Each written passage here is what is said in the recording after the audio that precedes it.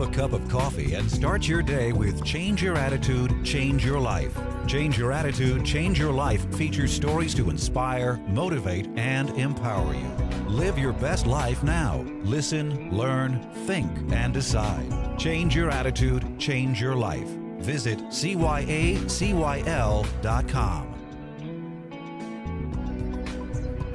Welcome to Change Your Attitude, Change Your Life. I'm Joan Herman. Thanks for tuning in. Imagine what it would be like to live your life with a facial deformity that causes others to stare at you and make you feel like an outcast. Imagine what it would be like to want to disappear and not carry the scars from the emotional wounds. Today's guest, Dr. Kenneth Salyer, has seen the pain of countless children. For nearly 40 years, Dr. Salyer has traveled the world to find and help children that have been mocked and shunned by society. It is his life mission to reach and treat every child with a facial deformity. Dr. Salyer is internationally recognized as a pioneer and leader in craniofacial surgery. He's the founder of the International Craniofacial Institute and the founder and chairman of the World Craniofacial Foundation. He's appeared in print and broadcast media and is the author of the book, A Life That Matters, Transforming Faces, Renewing Lives. Welcome, Dr. Salyer. Thanks for joining us today. Thank you very much. It's a delight and pleasure to be here with you today. Well, Doctor, it's a delight for me to have you here. Your work, it's so inspiring, and it has changed the lives of so many people. So how did you get into this work? How did this become your life mission? Well, I was training as a general surgeon and then went on and trained as a plastic and reconstructive surgeon and was particularly attracted to the difficult cases and to the cases that we didn't have an answer for. And I felt that we could do better than we were doing. And then I had the opportunity to view the surgeon who first did craniofacial surgery in the world. His name was Paul Tessier.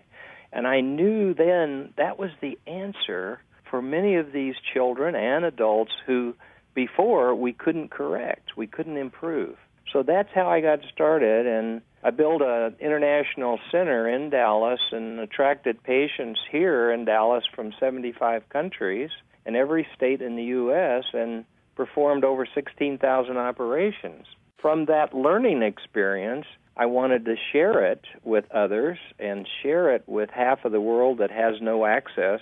So I've developed through the World Craniofacial Foundation over the last 25 years, trained many other surgeons to do this work and supported care for patients with these problems. Where do you find most of these children, and what is their life like before and after your treatment? Most of our work is done in the United States, although we've treated a large number of patients from other countries.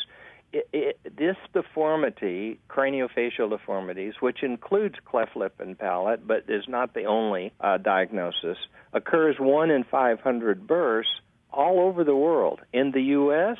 and other countries. So we're treating these patients, and what I find with these patients is that before they're treated, many of them are affected by it to the degree that they're inhibited, they're not accepted by society, and in that situation, it adversely influences the development of their psyche and of their self-confidence. And it also blocks the real personality that exists, the real spirit that exists in the souls of these dear little children, and they're locked out. I've treated patients who were actually recluses in my own city, in Dallas, until we treated them. So it's really a devastating thing, but the good news is we now have the technology and methods to transform these children's lives.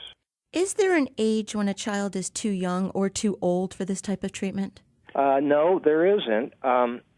Some of the operations need to be performed at 3 to 6 months or 9 months or a year of age, but other than that, there's no restriction. They can be performed on older adults where they haven't had access or almost anyone. So if we can get to these children at a young age, we can avoid the emotional scars that they may have because they will not remember what their life was like before. You're exactly right, Joan. This is so important.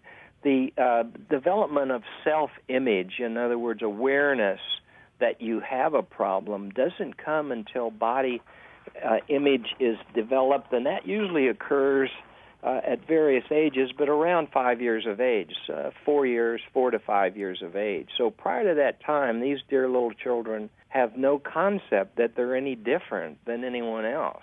So what we try to do is by the time they reach that age, we try to have them in as good a functional, in other words, being able to talk and see and walk and swallow, normal functions that many of these children don't have without surgery, and that they also psychologically have been rehabilitated to the point where they're not aware that anything ever happened or minimal scars that would allow them to be accepted. Doctor, what are some of the unusual cases that you've seen?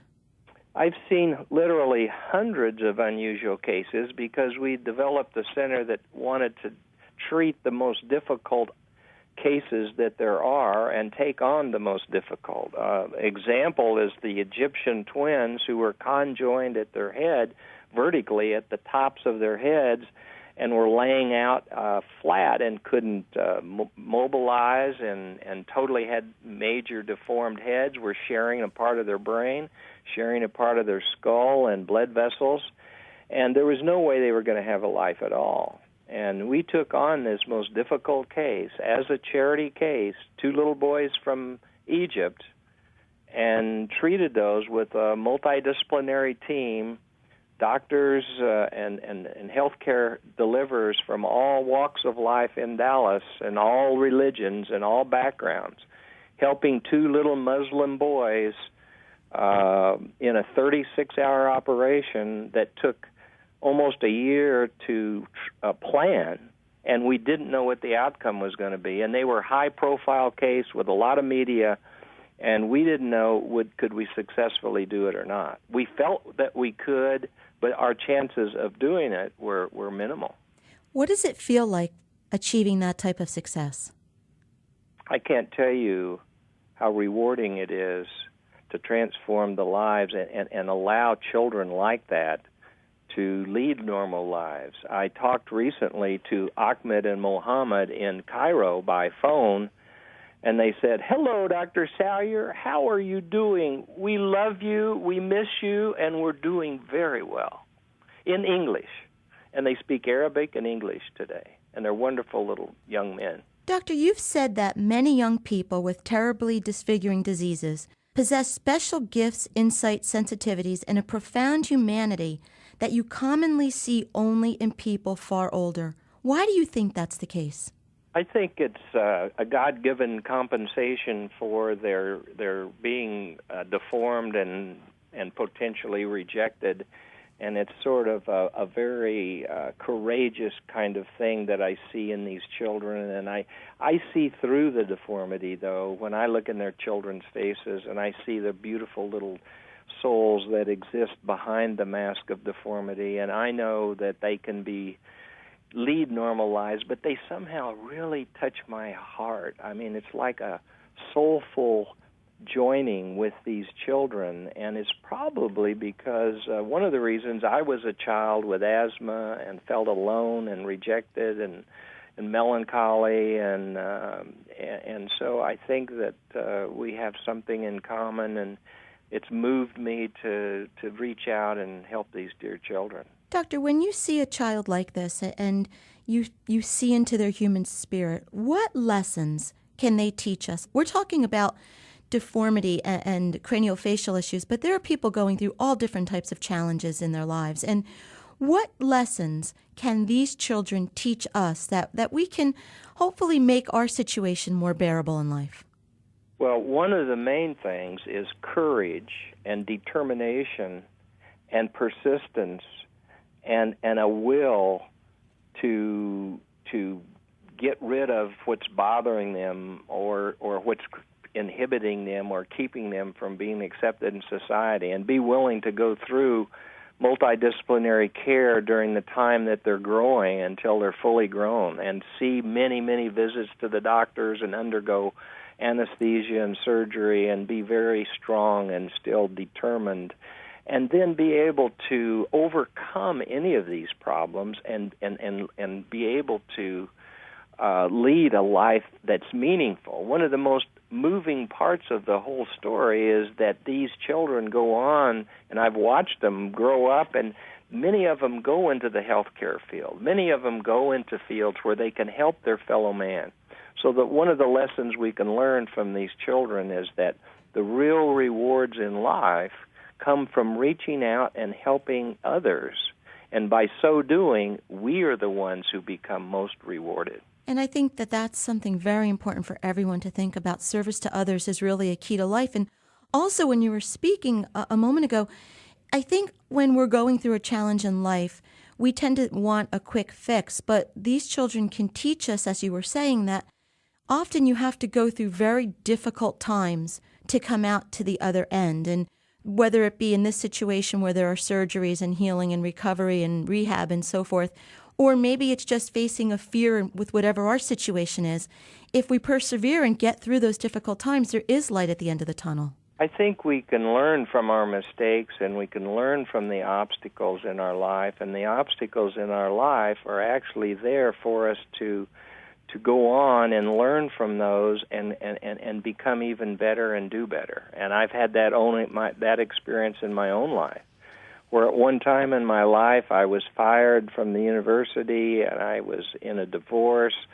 and I was at the lowest part of my whole life. And I thought there's no way I can ever develop my dream, which is a team, and that there's no way that I can do that because I'm out of the university. And yet I ended up doing something even more miraculous and more rewarding, and developed an international team that treated children from 75 countries in every state in the U.S. in Dallas. Well, I think that's a great place, Doctor, for us to take a break for this week's Good Life Tips. Stay with us for information to help you make the positive life changes that we talk about on the show. When we return, I'll continue my discussion with Dr. Kenneth Salyer. We'll be right back. Welcome back to Change Your Attitude, Change Your Life. I'm Joan Herman. Our guest today is Dr. Kenneth Salyer, author of the book, A Life That Matters. Doctor, before break, we were talking about some of the lessons that we can learn from people that are going through difficult situations. And as I said, you've seen so much. How has your work changed you, and do you feel that this is really your purpose in life?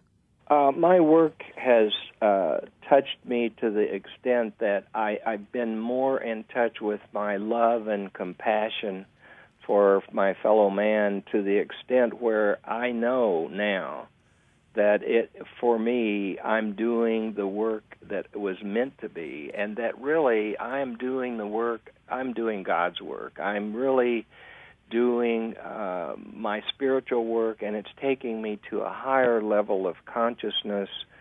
And it all has come from my craft and from the science and art that I perform, but it's so much more than that I can't even elaborate on how it has made me who I am today and what I've gone through to be at this point in life. How is your work funded? How can people get involved? You can get involved by, on the Internet, looking at worldcf.org. That is www.worldcf.org.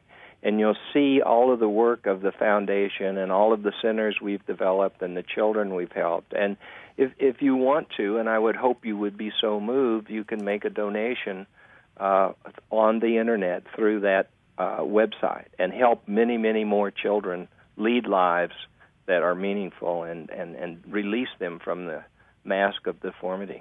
Doctor, besides monetary donations, are you looking for people to perhaps be part of teams to go out and assist in one way or another? Yes, we have teams that we support in all locations in the developed and developing world. And we do some mission work, but it's mission work done in hospitals that we're establishing centers. You can't just fly in and fly out. So we've trained not only surgeons to do this work, but we need good speech pathologists and good orthodontists and pedodontists and neurosurgeons. It requires a real cadre of specialized care, and we put that whole team together. And many times we'll travel on behalf of the World Craniofacial Foundation to go someplace else, spend time with a developing center, show them how it it can be done, and actually operate and do some cases, and then help them come along and become better at what they're doing. And this information can be found at worldcf.org? Yes, it certainly can, worldcf.org. The book, A Life That Matters, elaborates not only about the work of the foundation, which we founded 25 years ago, but some of the more complex, difficult cases from other parts of the world, as well as in the United States. But it talks about the stories of these children and their transformation, and how now as adults, these children are in the healthcare field and in other fields where they are able to help others.